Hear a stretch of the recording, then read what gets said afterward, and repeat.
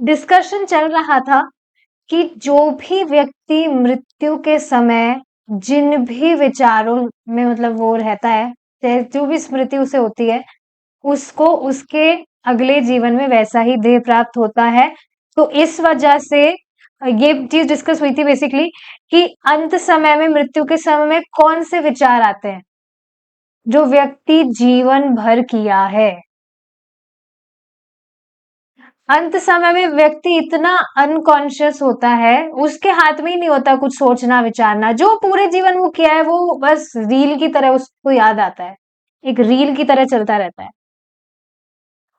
So it's just that easy. जो भी व्यक्ति पूरे जीवन भगवान कृष्ण की भक्ति किया है, अंत समय में भगवान कृष्ण का ही स्मरण उसे होगा। भगवान स्वयं ऐसी व्यवस्था बैठाएंगे।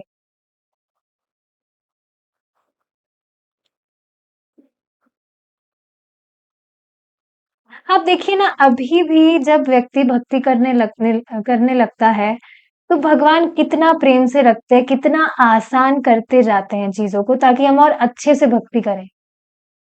तो मृत्यु के समय कैसे भगवान हमें ऐसे ही छोड़ देंगे? Krishna can't leave us like anything. और इसका प्रमाण आप अभी आपके प्रेजेंट जीवन में, रिसेंटली करंट आपका जो चल रहा है, देख सकते हैं आप कि अभी भी भगवान कितना प्रेम से रख रहे हैं। श्रीमद् भागवत में तीसरा स्कंद अध्याय 32 में चंद्रमा पर जाने की प्रक्रिया का इस प्रकार वर्णन है। वे भौतिकतावादी व्यक्ति जिन्हें भगवान के धाम की कोई जानकारी नहीं है, सदैव भौतिक धन, प्रसिद्धि और सम्मान के पीछे पागल रहते हैं। ऐसे लोगों को अपनी आत्म संतुष्टि के लिए अपने विशिष्ट परिवार के कल्याण में रुचि होती है और इसलिए उन्हें समाज कल्याण और राष्ट्र कल्याण की प्रगति में भी रुचि होती है। लेकिन आप देखेंगे जो व्यक्ति इस तरह की रुचियां रखते हैं, तो क्या वह भी एक इंद्रिय तृप्ति है? ये एक सूक्ष्म बात है जो विचारणीय है। जो व्यक्ति इस तरह की रुचियां रखता है कि उसे कल्याण और राष्ट्र, समाज का कल्याण करना है, राष्ट्र का कल्याण करना है, इसमें भी उसकी इंद्रिय तृप्ति छुपी है। क्यों? क्यों? सेल्फलेसली, ठीक है, दिख रहा है बाहर से कि भाई बहुत निस्वार्थ भाव से सब कुछ कर रहा है, लेकिन कहीं ना कहीं उसकी इच्छा होती है कि मुझे कुछ प्रतिष्ठा प्राप्त हो, मेरा जगत में नाम हो। इस वजह से भी काफी लोग ये कल्याणकारी चीजें करते हैं, अगर आप देखें तो। देखिए, सीधी सी बात है, जो भी व्यक्ति, पहली बात तो, जो भी व्यक्ति भगवान कृष्ण का भक्त है, वही आपको सेल्फलेस दिखेगा। बहुत रेयर ही कोई व्यक्ति होगा जो निस्वार्थ भाव से अपना काम कर रहा है कुछ। जान ही नहीं सकता व्यक्ति अपने आप से ये सारी चीजें, जब तक वह शास्त्र नहीं सुनेगा कि उसे सेल्फलेसली भगवान की संतुष्टि के लिए कुछ करना होता है। तो भगवान के भक्त ही हैं एकमात्र जो सेल्फलेस होते हैं। और अगर कोई व्यक्ति है जो सेल्फलेस है, बहुत अच्छे उनका भाव है, तो आप देखेंगे भगवान स्वयं उनके लिए व्यवस्था बैठाते हैं, उन्हें भक्तों का संग प्राप्त होता है और फिर वे भक्ति करने लगते हैं। कभी भी ऐसे नहीं सोचा जा सकता है, सोचना भी नहीं चाहिए कि जो भी व्यक्ति कुछ भी कर रहा है तो भगवान का उस पर ध्यान ही नहीं है। हर एक चीज भगवान नोटिस कर रहे हैं, सबके हृदय में विराजमान है और सब कुछ देख रहे हैं कि किसकी क्या मनोवृत्ति है, कौन किस भावना से कैसे क्या कार्य कर रहा है। सब कुछ भगवान देखते हैं।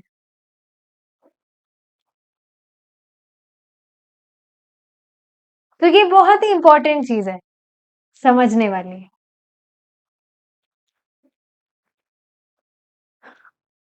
ठीक है। इस प्रकार के लोग भौतिक कार्यों के द्वारा अपनी वांछित वस्तुएं प्राप्त करते हैं।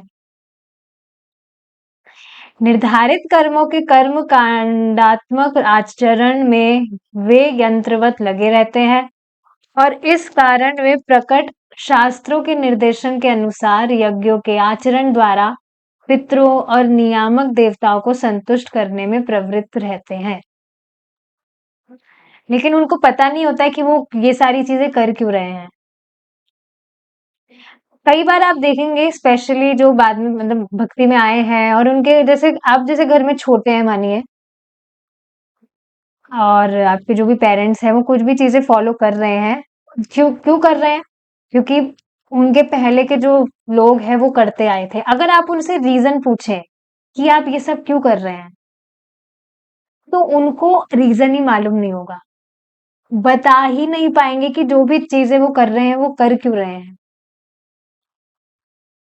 सोचिए ये चीजें थोड़ी स्ट्रेंज नहीं है कि व्यक्ति अपने जीवन में कुछ कर रहा है और उसको पता ही नहीं है वो चीज कर क्यों रहा है। बस he is doing it aimlessly, कुछ भी उसका कुछ पता नहीं है क्यों कर रहा है, बस कर रहा है वो, उसको करने को कहा गया है। इतनी अजीब सी चीज है ना ये, कि कोई व्यक्ति कुछ ऐसा काम कर रहा है जिसका उसे कारण ही नहीं पता वो उसको कर क्यों रहा है। या बहुत होगा तो इसीलिए व्यक्ति करता है ताकि उसकी कुछ इच्छाएं पूरी हो। ऐसे यज्ञ कर्मों में और जैसे अभी की बात है, हमारे पीछे एक आंटी जी रहती हैं, मेरे यहाँ पे घर के पीछे ही है कुछ, तो वो छत पर कुछ सफाई कर रही थी, अभी दिवाली की सफाइयाँ सब कर रहे हैं। तो मैं यहाँ बैठी थी, लाइट्स वगैरह तो थी नहीं, आई वाज जस्ट सिटिंग। मैंने सोचा थोड़ा लीलामृत पढ़ लेते हैं, तो मैंने वो भी पढ़ लिया था। फिर मैं क्लास प्रिपेयर करने ही बैठी थी कि अभी 4 बजे क्लास करेंगे, लाइट्स है नहीं तो थोड़ा पढ़ लेते हैं। तो मैं जैसे ही पढ़ने बैठी तो पीछे से आवाज आ रही थी, वो कुछ कहानी सुन रही थी, शरद पूर्णिमा की कुछ कहानी सुन रही थी वो। और मतलब थोड़ी आवाज थोड़ी वॉल्यूम उसकी तेज ही थी कि मुझे बहुत अच्छे से सुनाई दे रहा था, क्योंकि लाइट्स वगैरह वैसे ही नहीं थी। तो मैंने सोचा कि इनकी सुनने की ही प्रवृत्ति है, तो क्यों ना इनको भगवान के विषय में सुनाया जाए। तो बस मैं मैं खड़ी हो गई और मैंने बस उनको पकड़ लिया, मैं उनसे बातें करने लगी। एक्चुअली हमेशा से वो पीछे कुछ काम करती रहती थी, पर कभी मैंने उनसे बात की नहीं। सोचा काफी बार था मैंने, but I was kind of hesitating. पता नहीं किस बात का हेजिटेशन था, कि मैं कुछ बताऊंगी तो पता नहीं कैसे क्या सोचेंगी या क्या नहीं। पर आज मैंने सोचा चलो आज बात करते ही हैं। तो मैंने आज बात की और बहुत आराम से बहुत अच्छे से बातें हुई, बहुत अच्छे से बहुत अच्छे से मैं हंस हंस के बात कर रही थी, मतलब जो भी वो बातें कर रही थी मुझसे भगवान से रिलेटेड जो भी, तो बहुत अच्छा लग रहा था। और she was also very much comfortable बात करने में। तो बाद में पता लगा कि स्क्रीन टच मोबाइल यूज करती हैं और इस तरह से यूट्यूब पर सुनती हैं। तो मैंने फिर उनको बताया कि आप सुन नहीं रहे हैं तो मैं भी आपको कुछ शेयर करूंगी, आप वो सुना करिए। तो बस फिर मैंने उनको मतलब उनका नंबर वगैरह शेयर करके उनको शेयर कर दिया मैंने प्लेलिस्ट वगैरह, और वो सुनने लगी, सुन रही थी वो। फिर थोड़ा मैंने उनसे चैंटिंग के बारे में पूछा कि आप कुछ माला जप वगैरह भी करती हैं क्या। She was showing her interest, वो पूछ भी रही थी कि आपके पास लड्डू गोपाल जी भी हैं, कैसे क्या सेवा करते हैं आप, ये सब। तो सारी बातें हो रही थी। तो फिर मैंने उनको हरे वो उन्होंने बोला कि मुझे एक माला लाकर देना, अगर माला हो तो रुद्राक्ष की मैं माला जपूंगी। मैं सोच रही थी मैं माला जप करूं, तो मैंने उनको कहा कि आप हरे कृष्णा महामंत्र क्यों नहीं जपते हैं, हरे कृष्णा महामंत्र जानते हैं आप। तो इस तरह से बेसिकली सारी बातें हुई। तो आप देख रहे हैं लोग कुछ भी कर रहे हैं। बेसिकली मैं यही चीज देख रही थी कि आप देखेंगे सभी लोग काफी इनोसेंट है, काफी सारी चीजें वो फॉलो कर रहे हैं, पर वास्तविकता में वो मासूमियत में उसको फॉलो कर रहे हैं।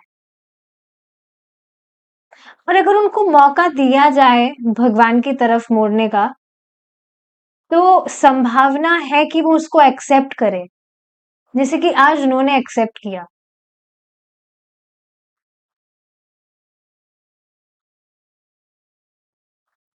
तो ये सच में बहुत अमेजिंग चीज है कि मतलब मैंने आज इससे यही लेसन लिया कि हेजिटेट नहीं करना चाहिए हमें, क्योंकि हमको नहीं पता, हम तो हेजिटेशन के बारे बैठे हैं कि पता नहीं क्या बात होगी क्या नहीं। लेकिन ट्राई हमेशा करना चाहिए, बताना चाहिए। हमें खुद को नहीं पता कौन व्यक्ति कब किस तरह से कन्विंस होकर चालू हो जाए, उसका बैकअप का पहले का बैकअप कितना क्या है, वी हैव नो आइडिया। किसी की शक्ल देखकर हम पता लगा ही नहीं सकते। तो बढ़िया था आज जो हुआ। तो ये सारी चीजें हैं। तो बेसिकली यही बात हो रही है कि लोग इस तरह से सारी चीजें फॉलो करते हैं। ऐसे यज्ञ कर्मों में और अनुष्ठानात्मक कार्यों में आसक्त ऐसी आत्माएं मृत्यु के बाद चंद्रमा पर जाती हैं। कौन सी आत्माएं जाती हैं?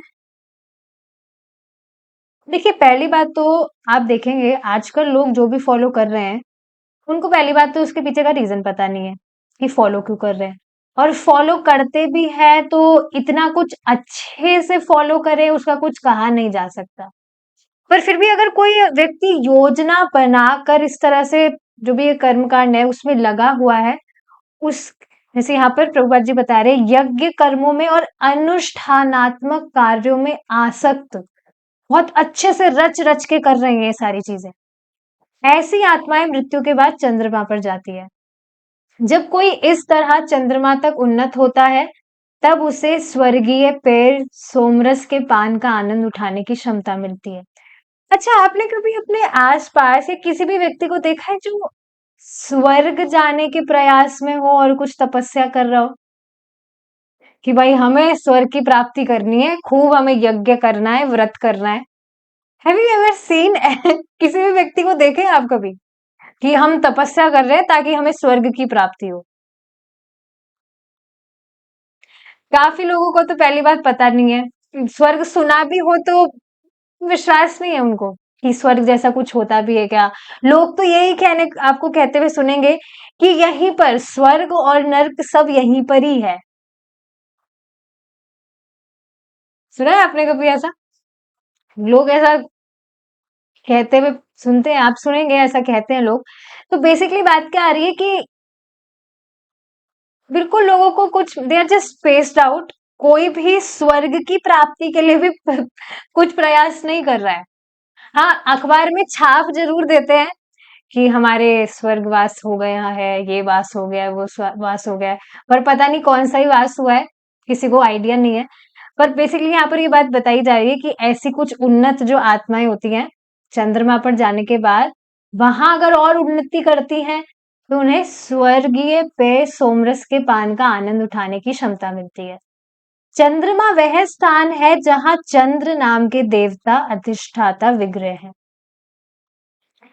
तो हाँ, चंद्रदेव भी एक व्यक्ति है। जितने भी आप प्लैनेट्स देख रहे हैं, उन सभी के एक अधिष्ठाता देवता है। विग्रह मतलब they are also conscious beings. वही का वातावरण वह जीवन की सुविधाएं पृथ्वी की तुलना में बहुत ज्यादा आरामदायक और लाभदायक है। चंद्रमा पर पहुंचने के बाद यदि आत्मा दूसरे उच्चतर ग्रहों पर जाने के अवसर का लाभ नहीं उठाता, कुछ भी प्रगति नहीं करता है, बस ऐसे ही पूरा जीवन खपा देता है दूसरे ग्रहों पर भी जहां पर भी वो जाता है, तो उसकी अधोगति होती है, वापस नीचे गिरता है और जबरदस्ती से उसे पुनः पृथ्वी पर अथवा पृथ्वी जैसे किसी दूसरे ग्रह पर जाना पड़ता है। तथापि यद्यपि भौतिकतावादी व्यक्ति सर्वोच्च ग्रहमाला में भी जाता है, ऊपर के प्लैनेट्स पर भी जाता है, फिर भी वैश्विक आविष्कार के प्रलय के समय निश्चित ही उनका संहार हो जाता है। तो पृथ्वी से ऊपर वाले लोकों पर जाने के बाद भी जीवन तो शाश्वत नहीं है, प्रलय तो होगी। जहां तक आध्यात्मिक आकाश की ग्रहमाला का प्रश्न है, परव्योम में असंख्य वैकुंठ ग्रह है।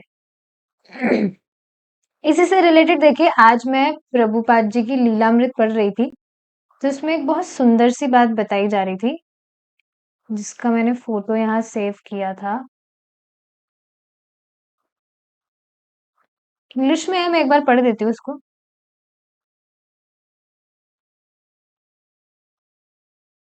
नहीं, वो इसमें सेव नहीं है। एनीवेज प्रभुपाद जी आगे भी इसको बताएंगे। उसमें बेसिकली बात क्या बताई जा रही है कि हर एक जो व्यक्ति है सभी प्लैनेट्स में हर एक व्यक्ति है, व्यक्ति तो है लेकिन व्यक्तियों से ज्यादा भी ग्रह है, ग्रह से ज्यादा भी ब्रह्मांड है, और ब्रह्मांड से ज्यादा भी पूरा ये जो मटेरियल क्रिएशन है ये है, इससे भी बड़ा। और ये मटेरियल क्रिएशन, ये सभी जो चीजें हैं, ये सरसों के दानों जैसे है। भगवान के पूरे क्रिएशन में, भगवान की पूरी जो सृष्टि है, उन सभी सभी में ये जो ब्रह्मांड है, ये सरसों के दाने जैसे हैं।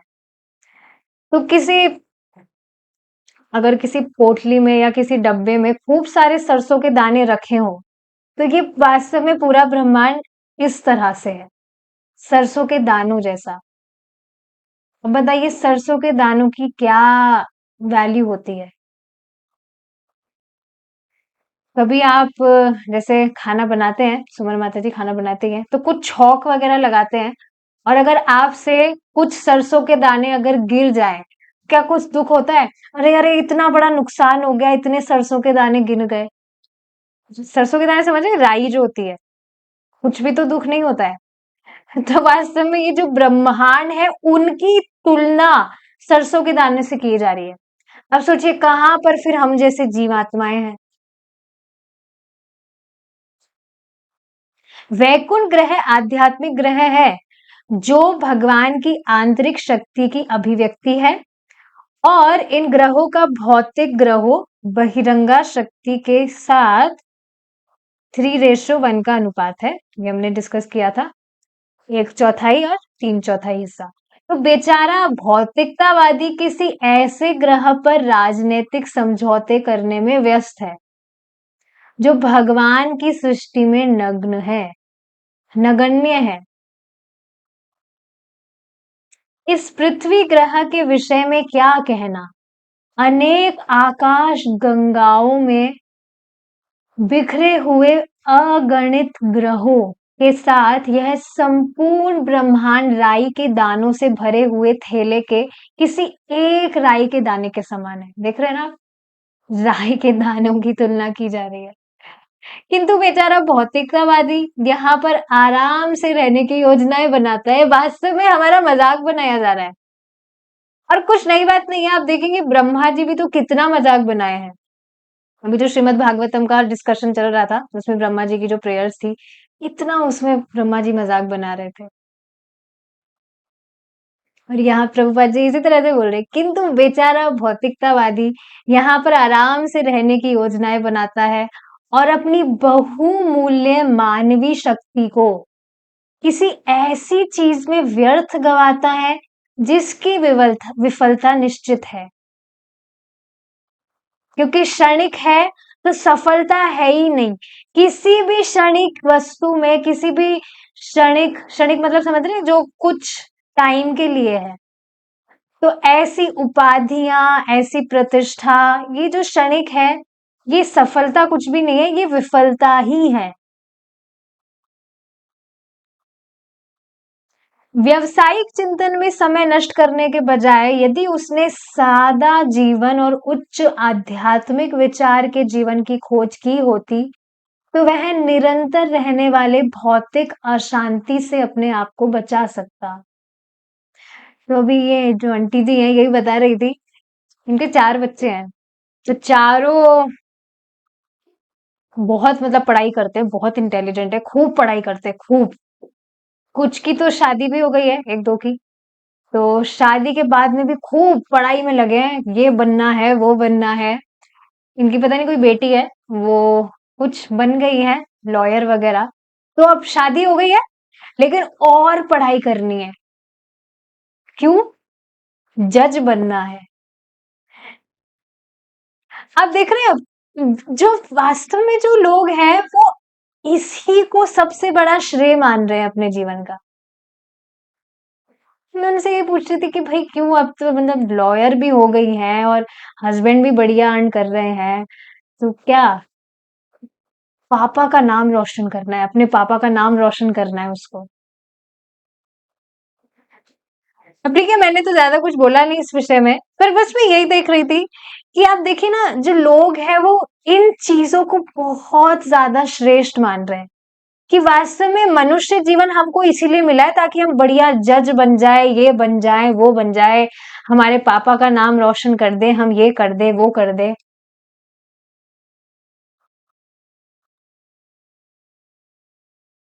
मुझे बहुत सुंदर बात लगी थी परम पूज्य राधा गोविंद महाराज की, कि यहाँ पर जो भी लोग हम हमारे आसपास देखते हैं, उनका हमारा संबंध देह का संबंध है।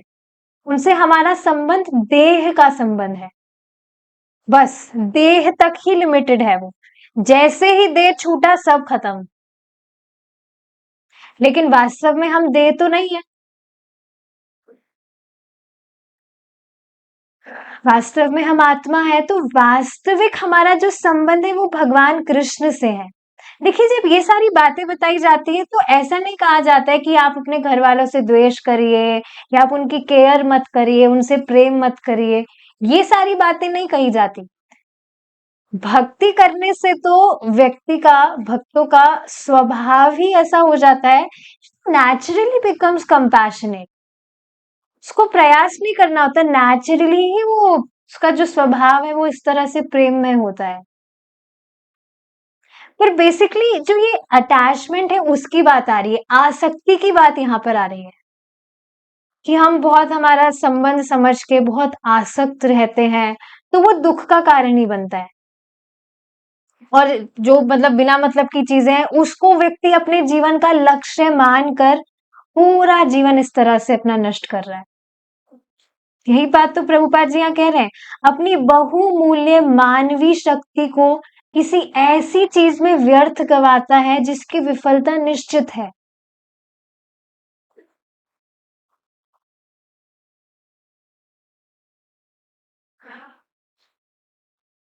तो ये सारी चीजें हैं। जैसे कल एक माता जी से बात हुई थी मेरी, कल उनका फोन आया था। तो उन उनकी जो मतलब बच्ची है वो बीमार है, मतलब बहुत हाई फीवर है उनकी बच्ची को, हॉस्पिटल में वो एडमिट है। तो वास्तव में वो अपने आंसुओं से रो रही थी। कल उनका कॉल आया था, बहुत she was very much in grief. और देखिए, ठीक है, ये स्वाभाविक भी है कि अपने बच्चों से अटैचमेंट होता है, ये बिल्कुल स्वाभाविक है। पर मैं बस यही चीज रिफ्लेक्ट कर रही थी कि भगवान इस तरह से परीक्षा लेते हैं। मैं बस यही चीज देख रही थी कि देखिए देखिए, ये बिल्कुल नेचुरल चीज है कि अपने बच्चों से आसक्ति होती है, अपने घर वालों से आसक्ति होती है, बिल्कुल नेचुरल चीज है। पर आप देख रहे हैं ना, ये जो आसक्ति है ये दुख का कारण बनता है। तो देखिए, आसक्ति का अर्थ यह नहीं है कि आप अपने सगे संबंधियों से प्रेम नहीं करेंगे। कई बार लोग आसक्ति का अर्थ ये समझते हैं कि आसक्त मतलब हम बस उदासीन हो गए, किसी के भी दुख सुख से हमें कोई मतलब नहीं है। नहीं, अनासक्त होने का अर्थ बिल्कुल भी ये नहीं होता है। अनासक्त होने का मतलब कठोर होना बिल्कुल भी नहीं होता है। आप सोचिए ना, जो भी पूर्व आचार्यगण रहे हैं, वे क्या वे अनासक्त नहीं थे? किसी चीज में उनको कुछ नहीं चाहिए इस भौतिक जगत से, but they were so much compassionate. इतना ज्यादा प्रेम, प्रेम है उनके हृदय में हर एक जीव के लिए। और अपनी इतनी अतिशय करुणा के कारण ही उन्होंने इतने सुंदर ग्रंथ हमें दिए हैं। प्रभुपाद जी को आप देखें, प्रभुपाद जी भी ऐसा नहीं थे कि आसक्त थे, अनासक्त ही थे। लेकिन आप देख रहे हैं कितना प्रभुपाद जी का प्रेम है हर एक जीव से। इतना प्रेम कि प्रभुपाद जी बाहर विदेश में गए ऐसे लोगों को प्रचार करने के लिए जो बिल्कुल प्रभुपाद जी की कुछ रेस्पेक्ट ही नहीं कर रहे थे। अपने हाथ से प्रभुपाद जी उनके लिए खाना बनाते थे, गुलाब जामुन बना के उनको सर्व करते थे। तो प्रभुपाद जी प्रेम तो कर रहे हैं। तो ये अनासक्त होने का जो अर्थ है ये समझना बहुत ज्यादा जरूरी है।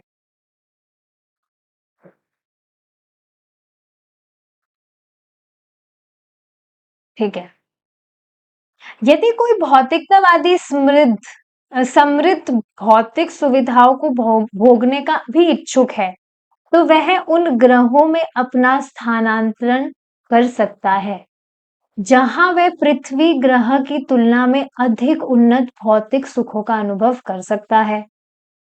किंतु सर्वोत्कृष्ट योजना तो यह है कि देह त्याग करने के बाद स्वयं को आध्यात्मिक आकाश में जाने के लिए तैयार करें। ध्यान से सुनेंगे सारे, मतलब मैं पढ़ दे रही हूँ, इजी टॉपिक्स है। किंतु यदि कोई भौतिक सुविधा भोगने पर ही तुला हुआ है, तो वह योग शक्ति का उपयोग करके स्वयं को भौतिक आकाश के अन्य ग्रहों में स्थानांतरित कर सकता है। अंतरिक्ष यात्राओं के वे क्रीड़ा में अंतरिक्ष यान केवल बाल सुलभ मनोरंजन है और वहां जाने में उनका कोई उपयोग नहीं है। मतलब एंटरटेनमेंट फॉर किड्स। जो भी इनके अंतरिक्ष यान है वहां जाएंगे, लेकिन जाने का कोई उपयोग नहीं है। इसी पर एक और एग्जाम्पल प्रभु जी ने दिया था, कल की क्लास में दिया था शायद, कि वहां पर, मतलब जहां पर अभी प्रभु जी है, तो वहीं पर एक स्कूल है। तो स्कूल में वहां पर सभी जो बच्चे हैं उनको रोलर स्केट, जो रोलर स्केट्स होते हैं, वो करना सिखा रहे थे कि कैसे उन पर चले और कैसे क्या करें। तो उसमें एक सर्कल टाइप था, तो उसी में मतलब सारे बच्चे जो थे एक एक करके घूम कर जाकर वापस से आ रहे थे, और बार बार में ही ऐसा हो रहा था, और काफी अच्छी स्पीड में वो सब कुछ कर रहे थे। तो प्रभु जी ने अपना रिफ्लेक्शन शेयर किया था कि अगर व्यक्ति, मतलब वो जो भी गोला है, जहां से वो शुरू करके घूम कर इतनी मेहनत करके, वास्तव में आप देखेंगे रोलर स्केट चलाना कोई बच्चों का खेल नहीं है। वास्तव में अगर आपने कभी ट्राई किया हो, अगर जरा सा भी बैलेंस बिगड़ा तो इतना जोर से गिरता है, बहुत चोट लगती है। मुझे याद है एक बार कहीं पर, मतलब भक्ति भक्ति में आने से पहले की बातें हैं ये सारी, अब तो कहाँ इतना दिमाग जाता है इन फालतू चीजों में। तो गए थे हम कहीं, कोई कोई बर्फ का इलाका था, वो शिमला की बात कर रही हूँ मैं, तो वहां पर गए थे। तो वहां पर भी आइस स्केटिंग बोलते हैं शायद उसको, उसको पहनकर वहां पर कुछ करना होता है। तो उसमें स्किल्स चाहिए होता है ऐसा कुछ, मुझे तो आता नहीं था, पर फिर भी मैंने उसको किया था। तो जरा सा आगे थोड़ा सा पैर थोड़ा सा पैर रखते ही इतना धड़ाम से मैं गिरी थी। अभी तक मुझे याद है, बहुत, मतलब बहुत बहुत दर्द होता है जब गिरते हैं, तो स्पेशली बर्फ पर। और सच में वहां पर सभी लोग इसी तरह से गिर रहे थे, पढ़ रहे थे, and they were not understanding. मतलब मैं भी उस टाइम पर नहीं समझ रही थी कि ये कितनी बड़ी सफरिंग है। सफरिंग मतलब पीड़ा, और लोग इसको मस्ती मजाक समझ रहे हैं। गिर रहे हैं, उनको दर्द हो रहा है, उनको लग रही है, और लोग फिर भी लगे पड़े हैं, हम भी करेंगे, हम भी करेंगे। सच में बहुत ही भयानक है ये भौतिक जगत। कुछ भी लोग कुछ भी एमलेसली कुछ भी कर रहे हैं, और समझ भी नहीं पा रहे कि हम वास्तव में सफर कर रहे हैं। तो हाँ, प्रभु जी एक एग्जाम्पल क्या बता रहे थे, जहां से वो स्टार्ट किया उस सर्कल को, वापस से घूमकर वही आया, और वो खुश हो रहे थे। पर इसके अंदर उन्होंने इतना बड़ा काम कर क्या दिया, जहां से शुरू किया वापस से वही घूमकर वापस से आ रहे हैं। तो बेसिकली इस एग्जाम्पल से प्रभु जी समझा रहे थे, वो ये जो चक्र चल रहा है ना, जिसके बारे में आप सब जानते हैं, वही चक्र, जन्म मृत्यु का जो चक्र चल रहा है। तो इसमें व्यक्ति, ठीक है, उसको जीवन मिलता है, खूब इतना दौड़ रहा है, ऐसे दौड़ रहा है, ये कर लेगा, वो कर लेगा, ये प्राप्त हो जाएगा, वो प्राप्त हो जाएगा, लेकिन अंत समय में जहां से शुरू किया था वहीं पर आके उसकी गाड़ी रुकी। अब फिर से जन्म होगा, फिर से वापस से शुरू करेगा, फिर वापस से वहीं पर उसकी गाड़ी रुकेगी अगर भक्ति नहीं करेगा तो। और यही तो चल रहा है।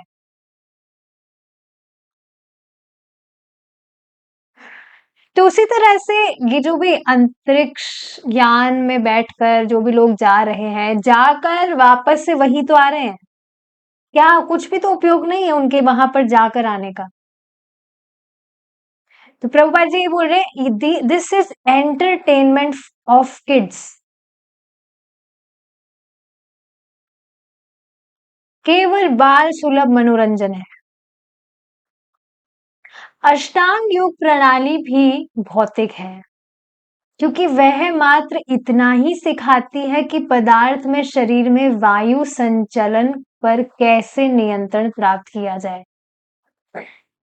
अब सभी अपने आंखें बंद करेंगे, एकदम अच्छे से अपने दिमाग को स्थिर करेंगे और एक लंबी गहरी सांस लेंगे।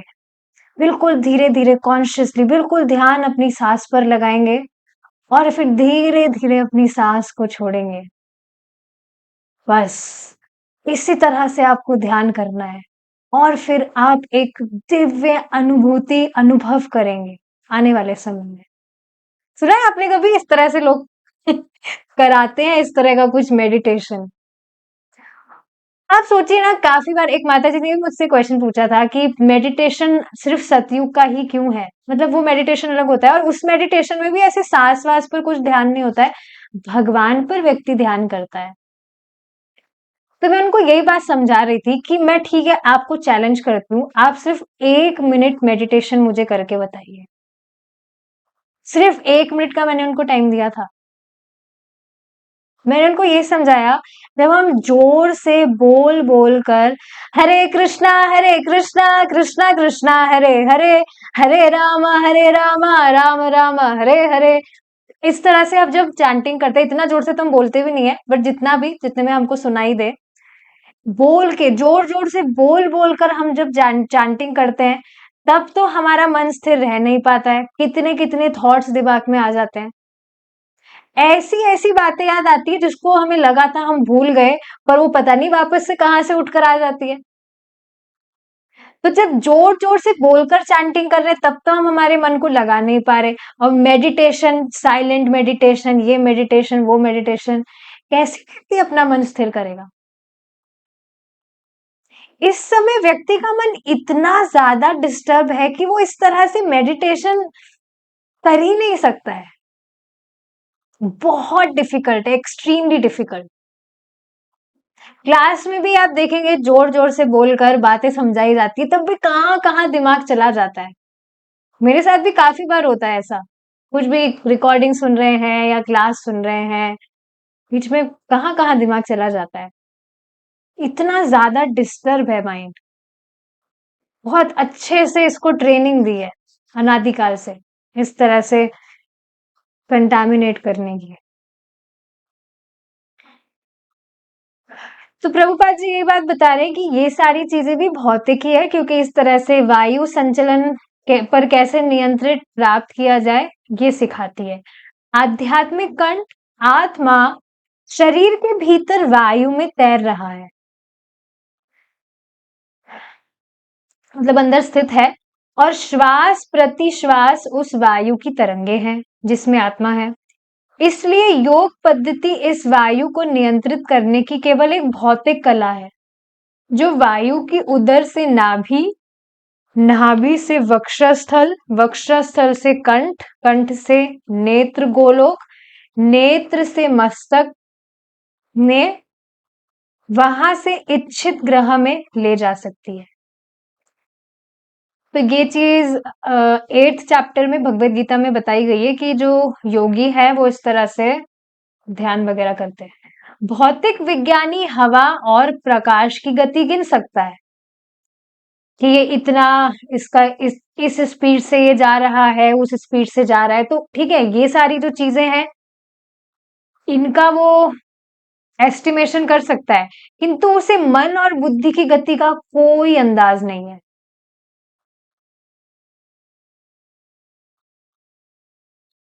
आप देखेंगे अभी जब हम डिस्कशन करते हैं, शास्त्र सुने हैं, तब जाके पता लगे कि हाँ, मन, बुद्धि, अहंकार ये कुछ होता है, एक सटल बॉडी होता है। नहीं तो कभी भी इन शब्दों पर भी इस तरह से कहाँ विचार किया कि क्या मन है, क्या बुद्धि है। क्या ब्रेन मतलब ब्रेन, माइंड, इंटेलिजेंट, ये सारी चीजें मुझे तो पहले एक ही लगती थी कि एक ही तो है। ब्रेन मतलब जो यहाँ पर है, माइंड भी यहीं पर ही है, और इंटेलिजेंट वो होता है जो मतलब जो भी काम कर रहा है। कहाँ इस तरह से पर्टिकुलरली जो भी वर्ड्स बताए जाते हैं इस पर भी कहाँ विचार करते थे।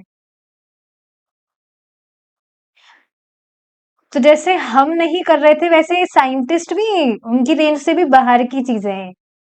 तो उन्हें मन और बुद्धि की गति का कोई अंदाज नहीं है। हमें मन की गति का कुछ सीमित अनुभव है, क्योंकि क्षण भर में हम अपने मन को लाखों मील दूर के स्थानों में भेज सकते हैं। जैसे अभी यहाँ बैठे बैठे ही आप अभी बैठे बैठे ही आप यहाँ से चांद पर पहुंच सकते हैं अपने मन में। सोचिए एक बार, मैं चांद पर हूँ, कभी पहुंचे नहीं है, पर जो भी हमने फोटो वगैरह देखा है इंटरनेट पर, सब कुछ इधर उधर वाइट वाइट है, ये है वो है। तो बेसिकली मन को लाखों मील दूरी की स्थान पे भेज सकते हैं।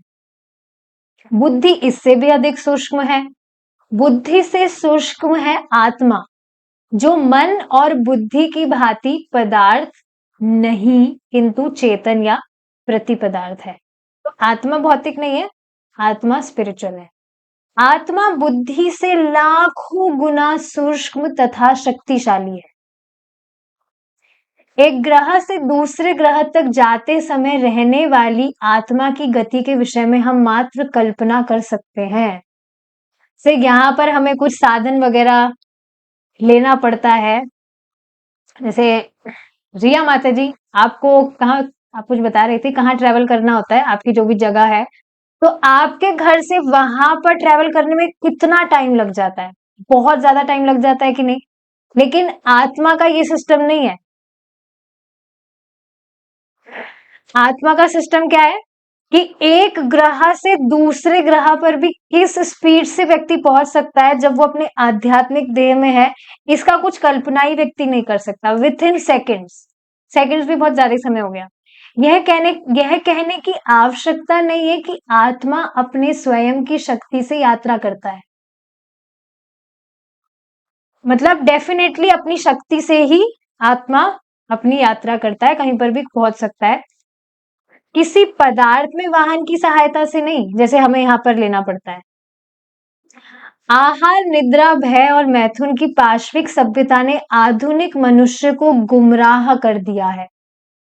तभी आप सोचिए ना, आत्मा है ठीक है, कितना सूक्ष्म है, लेकिन इसकी शक्ति कितनी है वास्तव में।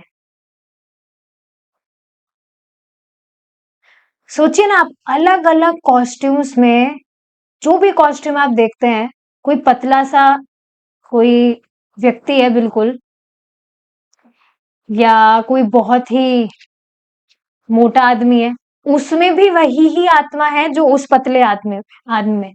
एक चींटी में भी वही आत्मा है जो एक हाथी के शरीर में आत्मा है। सोचिए, इतना भारी शरीर हाथी का, एक वो छोटा सा सूक्ष्म आध्यात्मिक पदार्थ आत्मा किस तरह से संचालित कर रहा है, क्योंकि अंततोगत्वा भगवान का अंश है। तो देखिए ना, कितनी मतलब कितनी शक्ति है। लेकिन क्योंकि व्यक्ति ये जो पार्श्विक चीजें हैं, इस वजह से बिल्कुल गुमराह हो गया है। अपनी अपनी जो क्वालिटीज है कि वह एक आध्यात्मिक जीव है, इसका अंदाजा ही व्यक्ति नहीं लगा पा रहा है, और इन पार्श्विक चीजों में बस पड़ा हुआ है। और वह भूल चुका है कि उसकी आत्मा कितनी शक्तिशाली है। जैसा कि हमने पहले वर्णन किया है कि आत्मा एक आध्यात्मिक स्फुलिंग है, जो सूर्य, चंद्र और विद्युत से भी कई गुना अधिक प्रकाशमान, दैदीप्यमान मतलब प्रकाशमान ओनली, और शक्तिशाली है। मानव जीवन तब व्यर्थ हो जाता है जब मनुष्य आत्मा के साथ अपनी सही पहचान का अनुभव नहीं करता।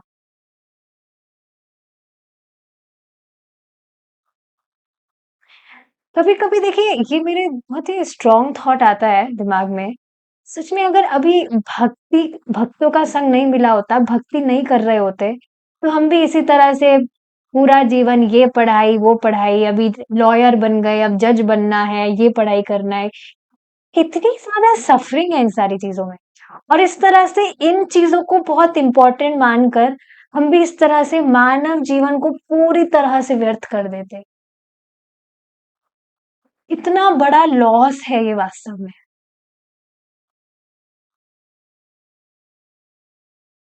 हर दिन इन चीज़ों पर विचार करेंगे तभी we will be so much grateful कि भगवान कितनी कृपा किए हैं। इस तरह से भक्तों का संग प्राप्त हुआ, प्रामाणिक भक्ति हम कर पा रहे हैं, प्रामाणिक भक्तों के बीच में।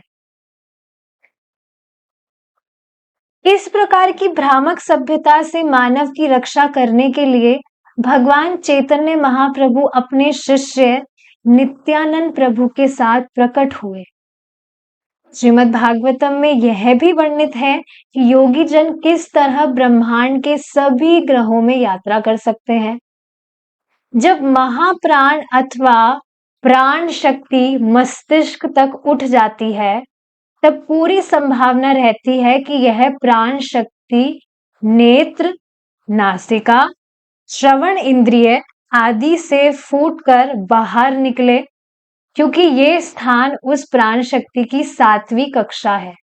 किंतु योगी जन इन रंध्रों को वायु की पूर्ण अवरोध करके बंद कर सकते हैं। ये वही श्लोक है जो भगवान गीता में बताते हैं, और ये हमको फॉलो करना नहीं है, तो इतना डीप में हमें समझना भी नहीं है, क्योंकि ऑलरेडी समझ लिया है गीता में। योगी फिर प्राण शक्ति को केंद्रवर्ती स्थान में यानी 2 भकुटियों के बीच में एकाग्र करता है। इस स्थिति में योगी यह सोच सकता है कि शरीर त्याग करने के उपरांत उसे कौन से ग्रह पर जाना है। तब वह यह निर्णय ले सकता है कि उसे दिव्य वैकुंठों में स्थित कृष्ण के धाम जाना है, जहां से उसे पुनः पदार्थ में जगत में लौटना ना पड़े, या पदार्थ में ब्रह्मांड के उच्च ग्रहों में भ्रमण करना है। तो कई बार देखिए ऐसा भी होता है कि व्यक्ति इस तरह से ये जो भी प्रोसीजर बताए हैं, अपना प्राण एक्टिवेट करना, ये करना, वो करना, ऐसी तपस्याएं करता है, लेकिन फिर भी उसकी अभी पूरी तरह से इच्छा भगवान के धाम जाने की नहीं होती। उसकी इच्छा अभी भी है कि मैं थोड़ा ऊपर के लोकों में जाकर थोड़ा एक्सप्लोर करूं, वहां पर भी देखूं कैसे क्या जीवन वहां पर व्यतीत किया जाता है। ये सारी इच्छाएं अभी भी उसकी होती है, तो ठीक है, इस तरह की उसको सिद्धि प्राप्त है। ऊपर के लोकों में जाकर वह काफी समय तक वहां रह सकता है, और बोर हो जाने के बाद में फिर वह भगवान के धाम लौटता है। ये चीज है। ठीक है। सिद्ध योगी को दोनों में से कोई भी मार्ग चुनने की स्वतंत्रता होती है। उस सिद्ध योगी के लिए जिसने पूर्ण चेतना में देह त्याग करने की पद्धति में सफलता प्राप्त की है, उसके लिए एक ग्रह से दूसरे ग्रह पर जाना उतना ही सरल है जितना एक सामान्य व्यक्ति के लिए किराना की दुकान तक चलकर जाना। लेकिन देखिए ये बात समझना चाहिए, आजकल मतलब ये जो प्रोसीजर है ये बहुत ज्यादा डिफिकल्ट है। इसको डिटेल में चर्चा की गई थी कि जंगल, एक तो जंगल होना चाहिए एकदम। इसके मतलब एक बुक थी परफेक्शन ऑफ योगा, उसमें प्रभुपाद जी ने बहुत डिटेल में सारी चीजें बताई थी कि बिल्कुल शांत वातावरण होना चाहिए, सिटी में नहीं जंगल में जाए सबसे पहले तो व्यक्ति, अपना घर गृहस्थी त्याग कर जंगल में जाए, वहां पर मतलब कुछ मैट होता है स्पेसिफिक, वो उस पर बैठे ताकि कुछ भी कीड़े मकोड़े उसको डिस्टर्ब ना करे, और वहां पर एकदम शांति से एकाग्र होकर वह ध्यान लगाए और पूरा ब्रह्मचार्य का पालन करे। सारी चीजें बहुत कठिन है, सारी चीजें। कुछ भी हलवा या कुछ भी उसका मन है, टेस्टी फूड आइटम्स कुछ भी वह नहीं खा सकता है, बिल्कुल एकदम बहुत कठोर तपस्या है। और यहाँ पर आप देखिए ना, आपको देखिए मजाक मजाक में भक्ति नहीं हो जा रही है, मजाक मजाक मतलब ऐसा कुछ श्रम नहीं लग रहा है। जल्दी से अभी रात हो जाएगी, सब भक्त सो जाएंगे, फिर पता नहीं चलेगा सुबह कब होगी। जल्दी से सुबह उठे, स्नान वान किया, जल्दी से भाग कर आए, अपना जप में बैठ गए, जल्दी से टाइम निकला, जप हुआ, फिर जल्दी से प्रसाद बनाने चले गए, फिर क्लास के लिए आ गए, फिर थोड़ा अपना कुछ काम किया। ऐसे बिल्कुल भागा दौड़ी में, बिल्कुल आनंद में भक्ति हो जा रही है। कहीं कुछ ना गृहस्थी त्यागनी है, बढ़िया अपने घर में रहो, पंखा चला लो, और कुछ भी गर्मी लग रही है तो कुछ भी चला लो, एसी वगैरह, सब कुछ बिल्कुल आराम में सब कुछ हो रहा है। और ये सब कुछ करने करने से ही भगवान की प्राप्ति हो जाएगी। अब बताइए कौन मूर्ख व्यक्ति होगा जो इस तरह से ही सारी चीजें करेगा। पर हाँ, एक और बात समझने वाली क्या है, अगर किसी व्यक्ति की इस तरह की इच्छा है कि अभी उसको भगवान के धाम नहीं जाना है, अभी थोड़ा ऊपर एक्सप्लोर करे दूसरे लोकों में, तो वह भक्ति योग के द्वारा भी प्राप्त कर सकता है। पर वास्तविकता में वो मूर्खता होगी। आप देखिए ना, प्रभुपाद जी हमें शुरू से ही इस तरह से प्रोग्राम किए हैं कि बस हमारी जो रति है वो कृष्ण के चरणों में ही हो, कहीं इधर उधर कुछ दूसरी जगह नहीं। हमें तो बस कृष्ण ही चाहिए, कुछ नहीं चाहिए और। पर फिर भी अगर किसी की इच्छा है तो इस तरह से उसको वो प्राप्त हो सकती है। ये प्राण एक्टिवेट वगैरह करने की जरूरत नहीं है। ठीक है, जैसा कि पहले ही बताया जा चुका है, पदार्थ में शरीर आत्मा का एक आवरण मात्र है। मन और बुद्धि ये अंतर वस्त्र के समान है, और पृथ्वी जल वायु आदि से बना हुआ स्थूल बाह्य वस्त्र के समान है। तो कॉस्ट्यूम्स वगैरह की बात हो रही है। चलिए, ये जो टॉपिक है अब हम हमारी नेक्स्ट क्लास में कंटिन्यू करेंगे। ठीक है, we will stop here now. Srila Prabhupada की जय। हरे कृष्णा।